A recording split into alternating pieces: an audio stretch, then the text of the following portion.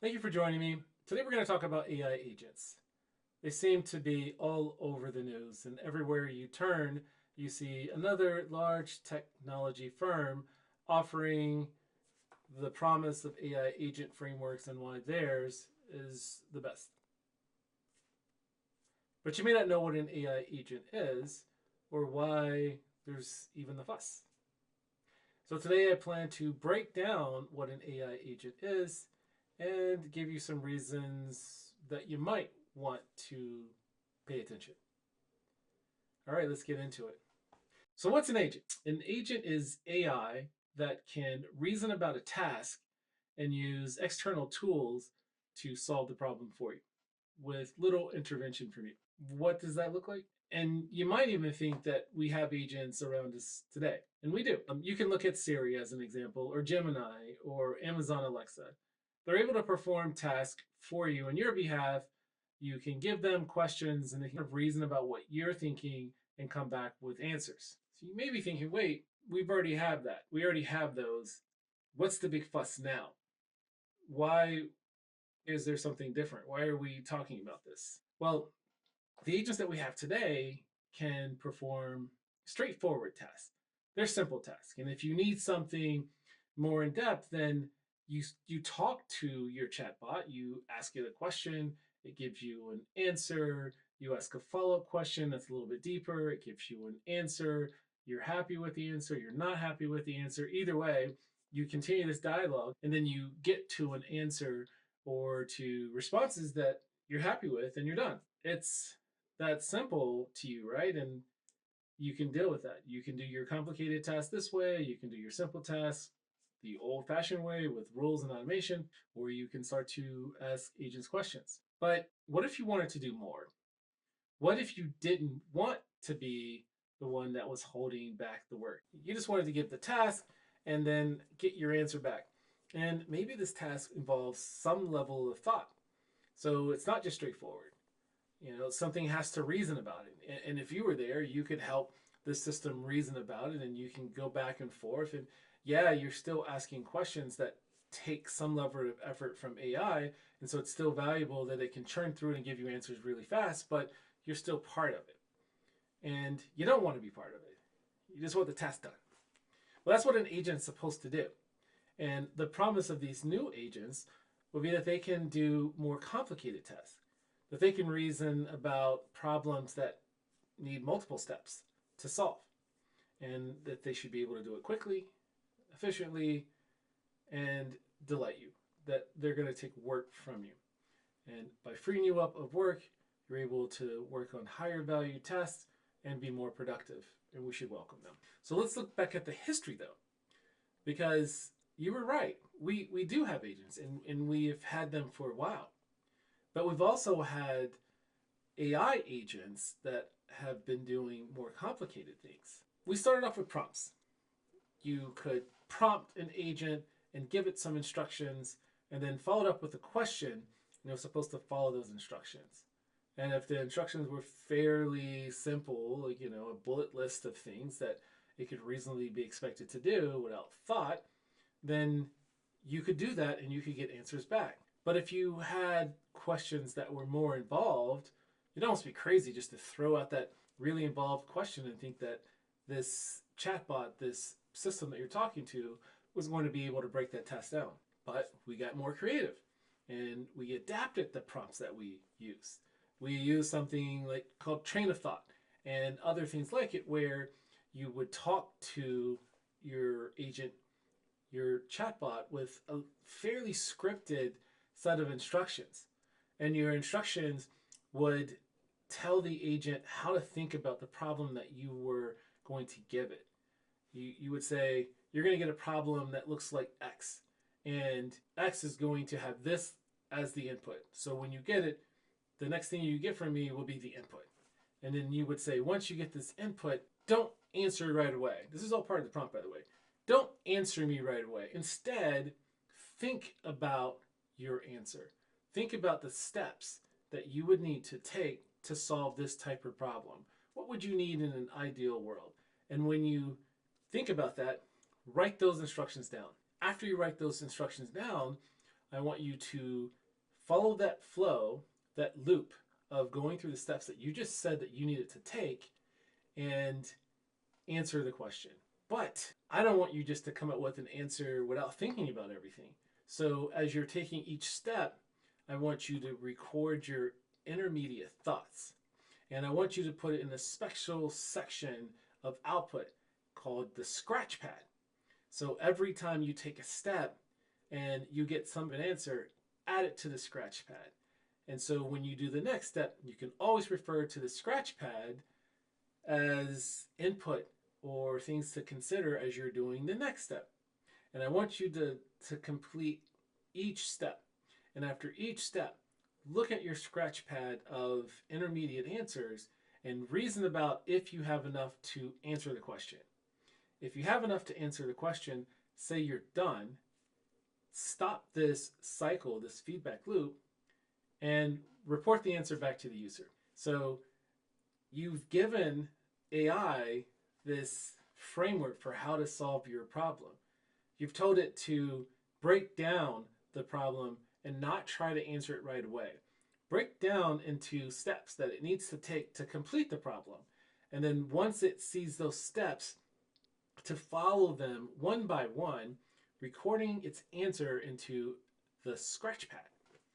And to refer to the scratch pad at each step and to evaluate if it has enough information on the scratch pad to answer your question. It was actually really creative to see how people came up with these unique prompts to get AI to think about its steps to solve a problem. And there were other creative solutions that involved a person where you would say, hey, we're going to solve this problem together. And I want you to outline these steps one by one, and then we'll follow the steps together. I will ask a question, and once I'm satisfied, we'll move on to the next step. You will remember all the answers, and when we get to the last step, you'll compile all this and give me an answer back. Another creative way that we use to try to get AI to follow a series of steps and to guide us through solving problems. And they both worked to a degree. They still needed human involvement, and in some senses, it couldn't use external tools. We got to a part where in one level we were able to start to access the internet, and so as part of the steps, you could always tell AI that if you think that you need an answer that you don't have knowledge to, that you can search, but record your results. And so that was the one tool that we allowed AI to access in doing this. And that was built in because ChatGPT allowed you to access that. And so you were able to do things like that. And, for developers, there was an API where you could talk to a ChatGPT or another LLM by using code, and then you could just feed that through. You didn't need an interface. You could feed the same stuff that we just talked about to AI. AI could then determine if it needed to use a browser to get something as a tool, and your code could then call that browser with that search term and then send it back to AI, and it could keep following its steps. That was the first type of agents that we knew, and we were able to do that last year, maybe even a little bit earlier than that. But we had agents then. Why weren't those the things that caused the same bit of news and excitement that we're seeing right now?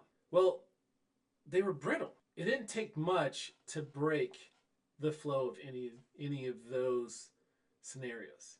And even though you had people packaging up these prompts that could do all this stuff and either selling them or giving them to other people to use, they weren't reliable.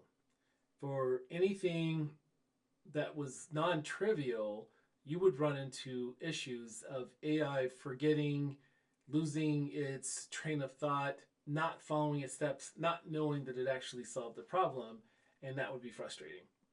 A company could not use a system like that. We could use it as developers when we're hacking around and we're playing, or maybe we're automating something small, but in scale, in mass, you couldn't do it. It was too hard to catch the edge cases and make AI reliably follow those steps. That was a problem.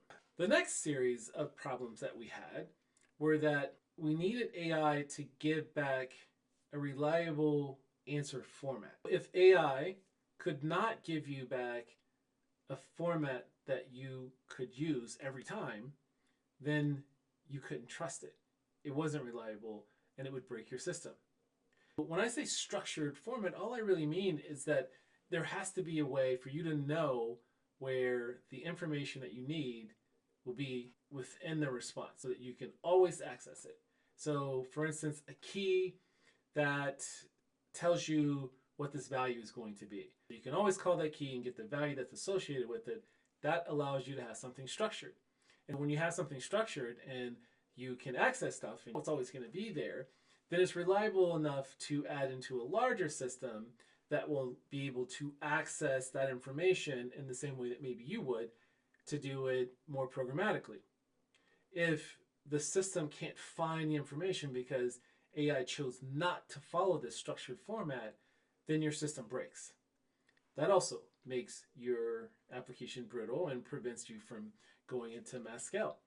Yeah, of course, you could try to correct for it. You could try to tell AI, you absolutely have to provide in this format. If you do anything else, don't try to respond. I can't have it. And people wrote these prompts. If you wanted a yes or no answer back, or to categorize something, you would prompt and use all caps. You have to respond this way. You must respond with a yes or no answer. Do not add your explanation. Do not explain how you got there. You must only give a yes or no answer. Here's the format, yes or no. And you were belt and suspenders trying to just plead with AI that once you figured out the answer, just say yes. And it wouldn't do it. It would do it a lot of the times, but you may have gotten it 20 times, but the 21st time, it chooses not to follow those instructions. It's maddening. You don't understand why it was well, and all of a sudden it stopped, and now you can't trust it. Now you have another issue. You can't get structured feedback. You can't get structured responses, which you need. Your programs are brittle if you can't trust the responses. You've got issues there. To complicate this, we now learned that we need tools, because AI itself, when it's programmed, the model that it knows about doesn't know about everything. If you need something that's current or private, or wasn't part of the instruction set for AI when it was created, you need to be able to access that externally. We came up with a way to describe tools. As I said, an agent is really a large language model or AI that can solve problems by using information it knows, plus any tools that you give it access to. A tool could be a search engine to be able to search.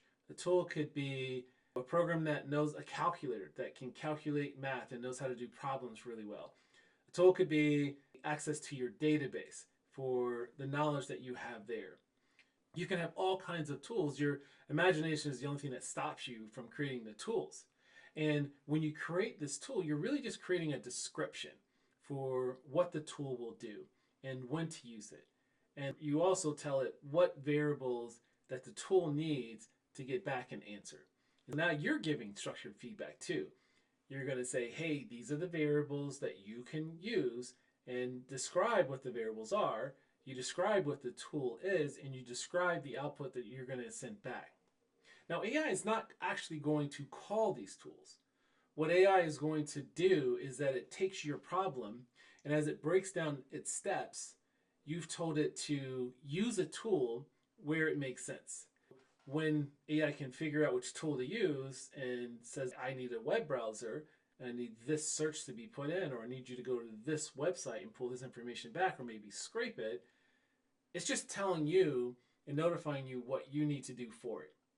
And that's something that you could do just manually, or you could have another program that is plugged into the AI agent for this particular task that you're trying to do, and it's just waiting for the requests. And when it gets the request, it does the method, it does the search, it does whatever it's supposed to do as a tool, brings back the answer, and it will send another request to AI with this information.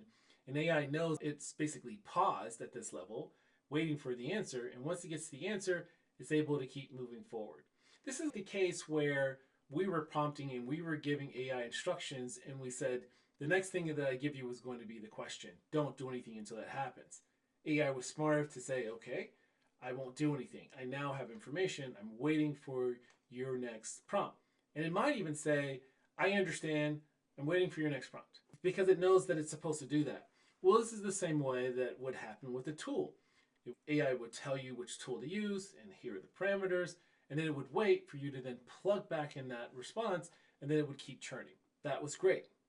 If we could trust that AI could choose the right tool, then we could create programs that would know how to call those tools at the right moments to solve our problems, and we can take ourselves, again, further out of the mix of all of this stuff to allow AI to fully tackle this task, because it knows how to break down the steps, it knows how to figure out the tools that it needs, and it knows how to wait for the responses and continue that feedback loop. But again, there was a problem because AI was not reliable to always choose the right tool.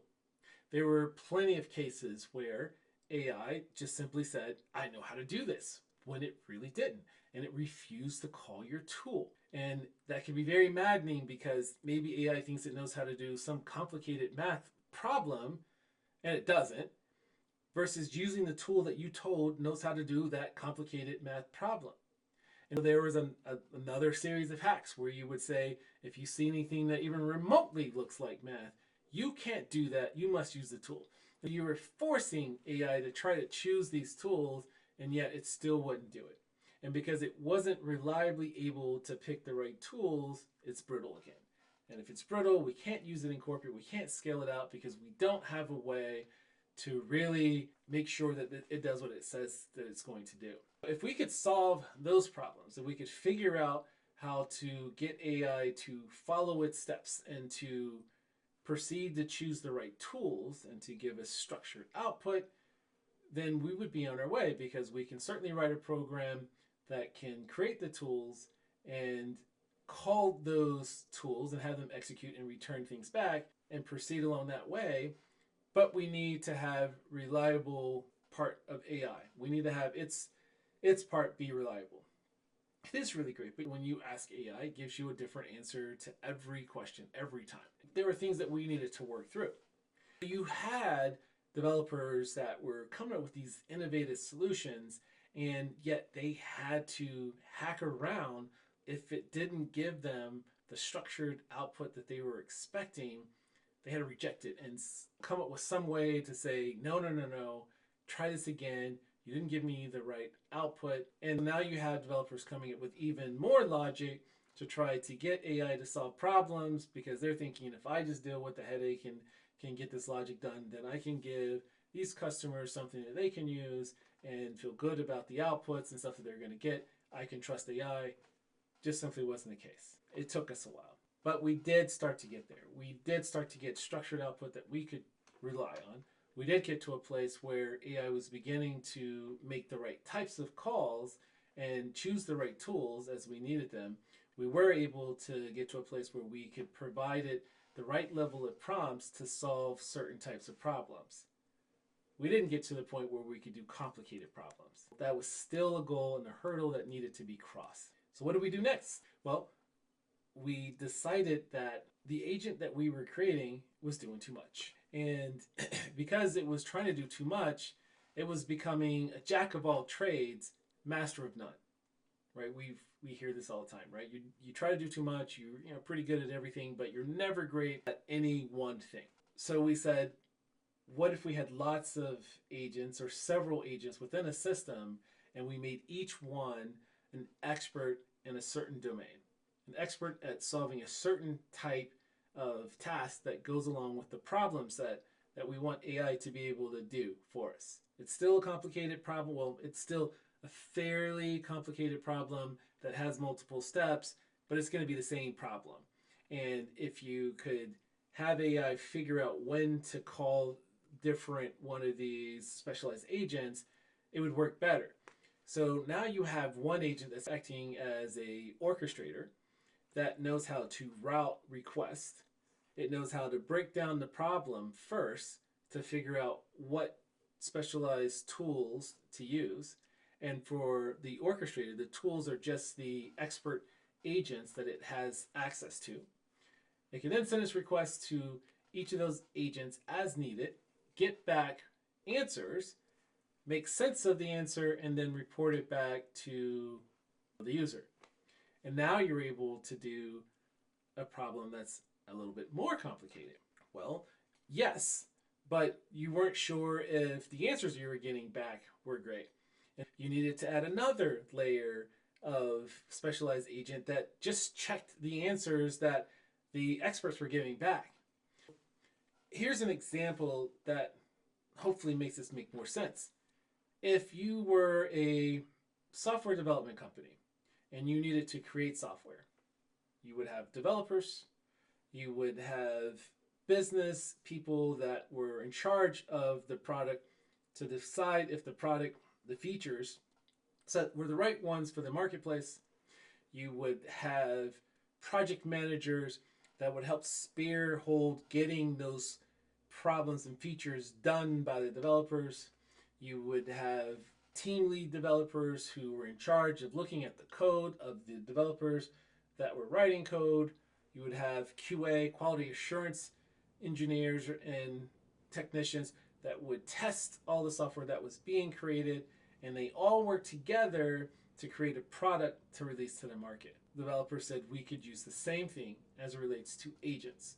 We'll create specialized agents to fill each of those types of roles, checks and balance and different responsibilities, and the entire mess of stuff. This now agent framework is what allows you to solve lots of different problems. In this case, it would allow you to write software. It would allow you to create a software product and use the guiding principles of what the business owners were mandated to do based off of your problem statement, and then the agents to be able to craft and do this. Now, I don't want you to think that that's what's happening and now all software has been replaced. I'm just using it as an example of how a series of agents could work together to solve a more complicated problem. That is the premise. That is what these companies are trying to produce and to create. Agents that can work with other agents that can make your life easier by solving more complicated problems for you so that you can focus on other things and be more productive. That's part of the reason that there's so much excitement, because we solved some of those other hurdles and we're now at that level where we can have specialized agents and then agents that oversee agents and that can coordinate efforts between agents and then can check the results and fact check, and that's the promise. Now, while that is all great, there are motivations and incentives that are the real reasons why this is being pushed forward so fast. From the tech company's point of view, they already make products that their users are using. Think about Microsoft, think about Amazon, think about Google, SAP, Oracle, Salesforce. They all create lots of software, big products that millions and millions of people depend on. And they're all competing against each other. Now you throw into the fact that you have agents that are here that have the promise of doing work and taking workloads off of individuals' plates and putting it on their self to make an individual more productive.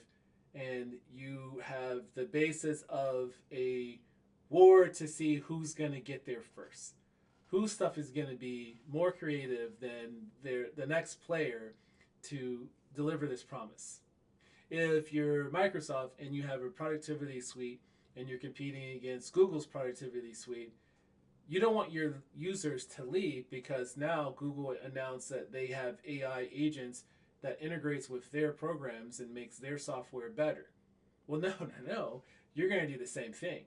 And now you're going to be fighting to continue to add the types of features that are going to make users more productive. Because after all, you're a productivity suite, right? That's what you guys are offering. You're also the only one that's able to access your software in a way that makes sense. If you create agents that know how to work with your software inside and outside, behind the scenes, that know how to call every function and access every feature that you provide, then you could have an agent that could be available to a user to access all of that for them. A user doesn't necessarily have to understand how to do all the things in your program. They just need to understand how to ask the question to your program's agent. And your agent does all that work. Your agent knows what steps need to be taken to get back answers from Word or Excel or whatnot. You have a lot of data. You've already invested all this time and money and data to be on these platforms. And now these providers are saying, for a few shekels more, you can have access to this AI that will do so much with your data that we have. And we're the experts at this because we wrote the programs and our agents seamlessly fit within it. And Google's doing the same thing because there's a stickiness factor. If I get you more involved, if I get you deeper integrated with the stuff that we have, if I'm able to offer you things that you can depend on and that you think are reliable to you, it creates a stickiness that makes it hard for you to switch. You're going to put more and more of your data here. You're delighted by the new functionality and the new features that you're getting. It's becoming easier to use the software that is actually becoming more complicated, but it's not becoming more complicated to you, which means you can do more complex things with the software because you've got your agent in the middle that's doing the work for you. It is what companies like Microsoft and Google need to keep customers, right? There is this whole innovate or die philosophy here that if you don't continuously innovate to make things better, your customers will go to the platform that does. They're making agents better. They're creating ways to make these agents more reliable because they depend on it. They have to do it. That's going to be good for all of us. We're going to get the innovations that come from these companies competing so hard to provide new features and functionality, relying on AI that's going to advance the technology. So that's incentive number one. The companies need customers and they don't want them to leave, and they're competing against people that are just as equipped and have the resource to do the same thing, and they're pushing it forward. That's across the board. All of these companies that are offering agents, well, they're doing it for their own selfish reasons, of course. Yes, they want you to be productive, but they want you to stay on their platforms. They want you to dive in more and to use more of their features, for which are going to cost you more in the long run, but you're not going to care as much because, hey, we're telling you you're getting a good ROI for this additional investment that you're making because we offer you more and you're doing less work, which means you can spend more of your time someplace else that's valuable to your company. Go for it. Do it. That's the incentive for these companies to push these agents out. But they wouldn't push them out unless there were customers that would use it and pay for it. So there becomes the other side of this story, the side that's paying for it. Those are your large enterprises. Those are your companies downstream that need ways to make their employees more productive. They have the pressure of delivering more profits, higher earnings all of the time. And to a company, they can do this by increasing their revenue or lowering their costs. They don't want to get rid of people. Their people are their assets. What they want is to make their people, their employees, more productive. If your employees are more productive, they can innovate faster. They have more time to spend on thinking about new things that will help push the company forward. That's their incentive. Their incentive is productivity. And if they can introduce AI agents into the system that can do work to free up their employees to do these other tasks, then that's all that they need. If this agent can free up 10% of the time of their most valuable employees, then that makes a lot of sense for them. That could be a big increase across the board for what innovative features of services and products that come out next. Big incentive. They're now willing to pay for it. I think I saw the fact or figure that 50% of large enterprise companies are now using AI in their businesses. It may not be for things that are super critical, but they're recognizing the need and they're believing that the chance they're taking now will increase productivity for them in the long run, and it's worth taking the risk now. When you look at the incentives from both sides, it's pretty clear that AI agents and inclusion of AI into our workforce is unavoidable. It's definitely going to happen. And even if it's not perfect or great, when they start to roll this stuff out in mass, it's going to happen because of the promise. It's going to happen because we all believe that it will get better in the long run. We just need to bear with it and adapt to it now. So it's going to happen. And that's why you see it in the news. But what does this mean for you? Well, what it means is that you have the opportunity to be more productive. And I think that you should embrace it. I don't think that you should be scared about it one bit. This is still a tool to help you do more. Companies do not really want to replace you. As long as you are adding value and they think that you can add more value with help, they want to provide that. They want to provide tools to their employees. These companies don't believe that an agent is going to come in and be able to do 100% of someone's job or a majority of people's jobs. Even if they thought that it could do that, they would be crazy to go down that approach because technology fails. Technology changes quickly. Businesses' obligations change quickly. These agents may not be able to adapt as quickly as the hype says to be able to handle that. You need people, therefore, to do this. And if it turns out that this agent can do 10% of this role, you can't get rid of someone because of 10% that was done. They're not going to be able, at this point, to do 100% of people's jobs. Well, we'll get to that. And there are some edge cases where someone could be concerned.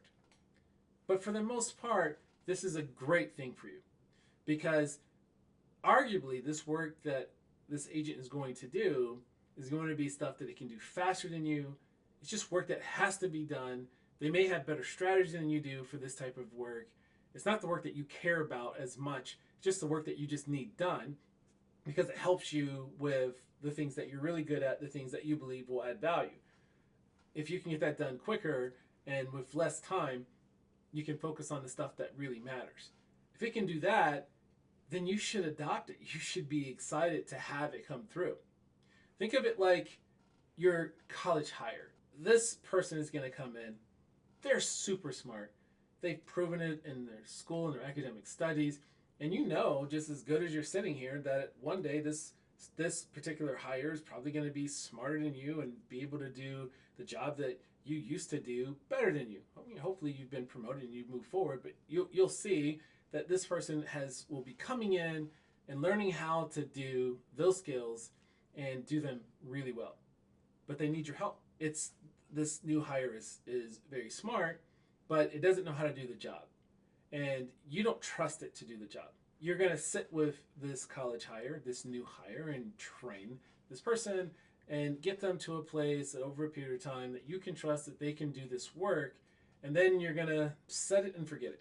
You're going to trust that they're going to do it, and it's going to take workload from you to go do. They're going to do it, and they're going to bring it back to you, and it's going to be a part of your flow to do the stuff that you know needs to be done for which you add the most value. Your AI agent is going to be the same way. They're going to deploy these agents, but it's going to need training. It's going to need help from you to learn how to do this work. And the big challenge for the companies that will be offering these types of agents into the workforce is to make them adaptable enough, easy enough for an employee to be able to configure an agent to help them. I need to be able to configure this agent to do a workflow for me that's important to me. I don't want to do it, but I know that you can do this type of work really well. If I can get you to do it, you'll save me time and I'll be happy. If the employee can't train the agent, can't set it up to do that, then it's just a no-win. It's going to fail. This employee is going to get frustrated. They're going to spend too much time trying to do this. They're going to have to call the help desk. They're going to have to call consultants to come in and help them do this. They're going to feel like it's a waste of time and that they should just do it the old way.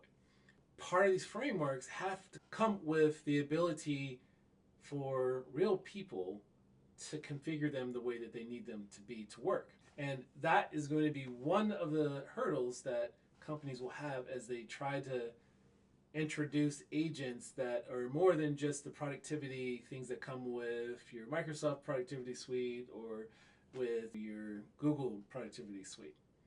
I mean, those aren't the only ones. I mean, if you use Salesforce a lot or you use SAP and you understand how those things work, having an agent that can access the functionality in those software suites, it may feel natural and you'll be able to do that. So I'm really talking about getting the raw type of agents that should be able to adapt and to do lots of different tasks once you provide it.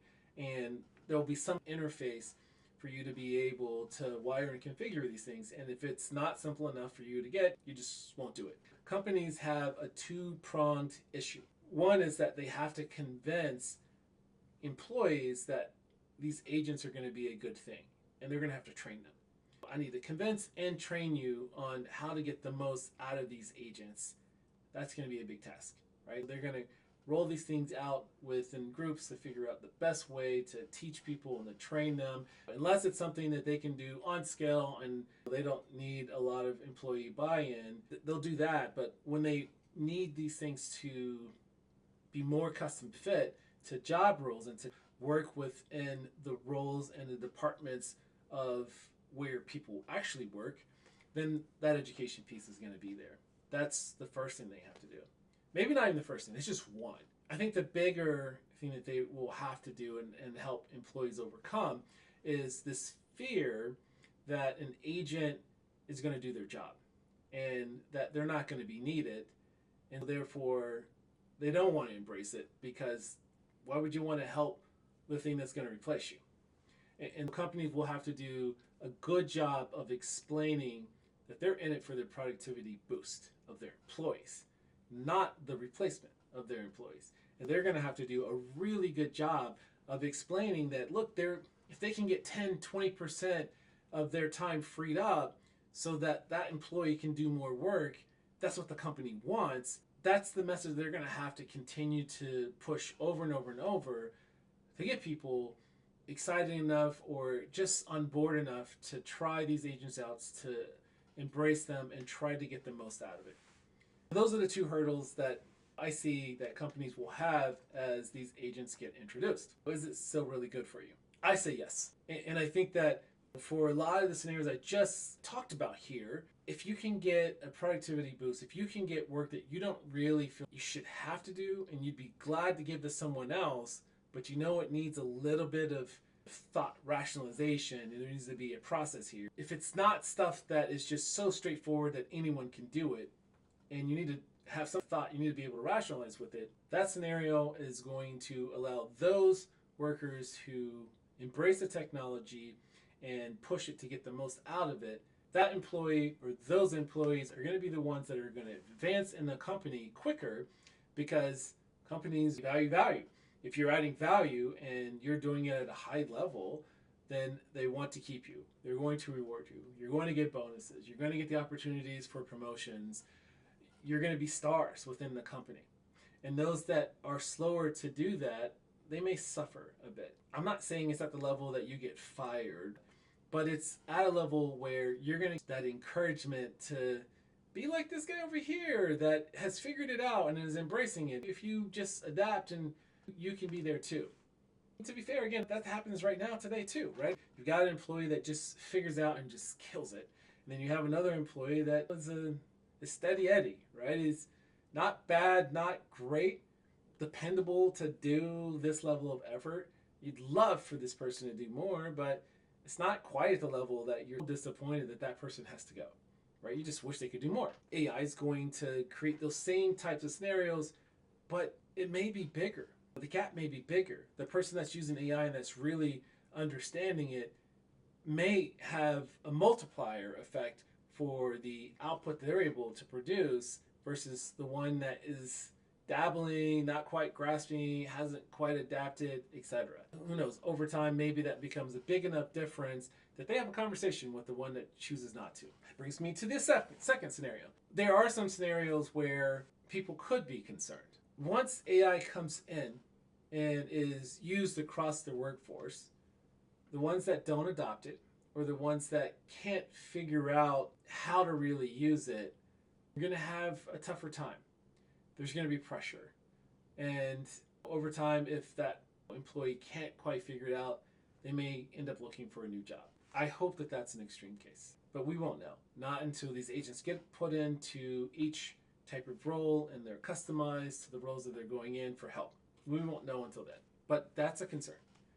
If you don't embrace it or you're not good at it, it's like how your job has changed and you need to adapt to the way that the business has changed. And if you can't do that, you're in trouble. Same thing. Same thing could happen here. The other issue here is that as you are free of some of the tasks that you were once doing, it may lead to your job being redefined, new responsibilities being added, and conversations about what else can you do now that we've helped you with this tool. Can you do more of what you're doing, only do it faster? Is that important? Is that helpful to you, to the business? Are you able to now spend your time on tasks that may take a little bit more effort, but if you were able to solve those types of problems, would be extremely valuable to the company? If you're now free to do those types of things, that also could be something that's advantageous to the business. However, if that isn't your case, if AI does something miraculous and that does 20, 30, 40% of what you were doing, and you can't find an area or new things on your own that become valuable to the company, where you're going to have these awkward conversations with management about what to do next. And it's going to come from both sides. You may try to ignore it, but that is going to be clear as day when they say these agents are doing a big portion of what you were doing, and you're still churning out the same output, and you have more time. What are you doing? And you're going to have to explain that. You're going to have to say, I need to be retrained. I need new responsibilities that I can actually do. And if you and your management can't find ways or areas where you could be retrained, or maybe the company just doesn't want to retrain you, then you may be let go. Or you may be asked to do something different, because they're not going to pay you to do nothing if they've freed up your time. They're not going to just pay you for that. You're going to have to find a way to fill in the gap to add more value. After all, they brought these in to allow you to be more productive. And if you can't do that, we know what happens there. And you can't turn around and say, AI took my job. Because in those situations, in those scenarios, AI is not going to take your job. Someone who knows how to use AI and do more will take your job.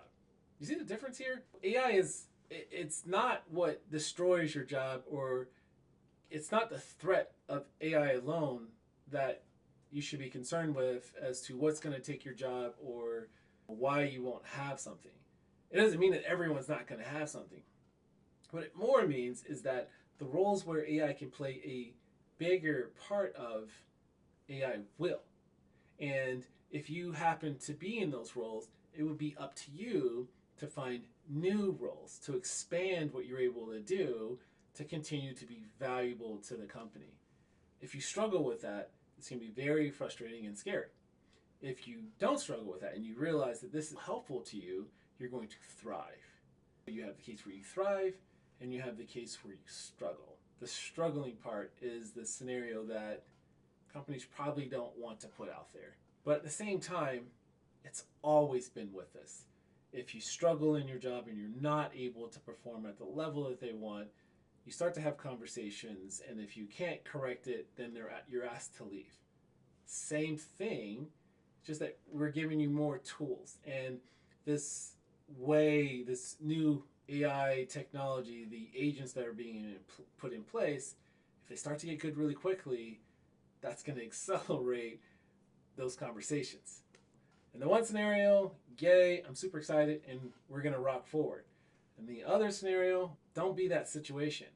Embrace the technology and always be looking for ways to improve your skills and what you can do based off of the freed up time or what AI agents are enabling you to do next. I like to think of these as the Star Wars scenarios. Probably a bad example, gonna use it anyways. What I love about Star Wars is that you're in this new fantasy futuristic place where it seems like all kinds of species and stuff, they all can get along, they all somehow or another can understand each other, etc. But what's fueled through and throughout this is all this technology is around them. They never even talk about like how they came about and how these things are built, but they're massive and they're super advanced. And yet, instead of these things taking over and ruling everything, the living creatures are the ones that are still in charge. Right? We don't even think about that. You're just amazed that this all this stuff is around. They have access to it, and no one thinks about, well, who built it and like how hard was it and all that stuff. You just know that it's there, and they're able to use it for good or bad. Who knows? It doesn't matter. They have it. That's the scenario that I look at when I think about AI in general and how it can be helpful to us. And who cares if it gets to a place where there are certain things that it is super smart at and can do better than us. We have those things today. So I just want it to help me do more. And if you were a smaller company and you're trying to be more competitive against larger companies, if you're able to embrace AI, what it can do for you to fill in the gaps and to allow you to focus on the things that are key differentiators for you and for your company, this is going to be very helpful. You're going to be able, if you're agile, to move quicker and to provide better solutions and get the stuff that maybe it's just foundational done for you so that you can be on the edge creating these wonderful solutions that are going to delight your customers, that allow you to compete with companies that are bigger than you. That's the world that I think that this could open up for us. Have the stuff that's super smart, you're able to leverage it. Great. What I don't want and what I would hate for any of us to live in is the Matrix situation where AI and the robots come to life and they realize that the only logical thing is to save the world from humans because they're not optimized, and now we become food and energy and they control us. That's not the world I want to live in. That's the scary world. And when you have all these naysayers and these doomsday predictions of how AI takes over, that's what I visualize and think, and I'm like, not for me. I don't think that's going to happen. I think we're going to get the Star Wars scenario, and that's that. Let's wrap this thing up. What did we get? What did we learn from this? What did I try to provide? Well, I wanted you to take away that agents are going to be here to stay, and they're going to get better at doing more complicated tasks. And it's not going to be because one agent is super smart and does it all. It's going to be a series of agents or multiple agents working together to solve problems. That's the system, that's the packaging that we're going to get when you hear AI frameworks that are going to help us. That's going to be good. The incentives for companies, both those that are creating these agent workforces that work within their products or that will come in and work on your custom products, they have an incentive. They are competing against other companies that are also considering AI and they're putting into their projects. They're competing with other companies that also have an incentive to put them into their products to release to their customers. It's like an arms race at that point, right? Because that the innovation is going to skyrocket, and it's going to move fast because these companies have money, a lot is at stake, and they need it to work. That is going to propel AI forward and be good for us all. Now, they're doing it for the customers that have money, a lot of money. Those companies are the ones that are going to be paying for it. And those companies have their own incentives. They're worried about their bottom line. They're worried about what stockholders feel, what Wall Street is saying, and their investors. They need to provide returns, which means increased profits, increased revenue, all of those things. And companies believe that the productivity of their workforce is a big driver of those things.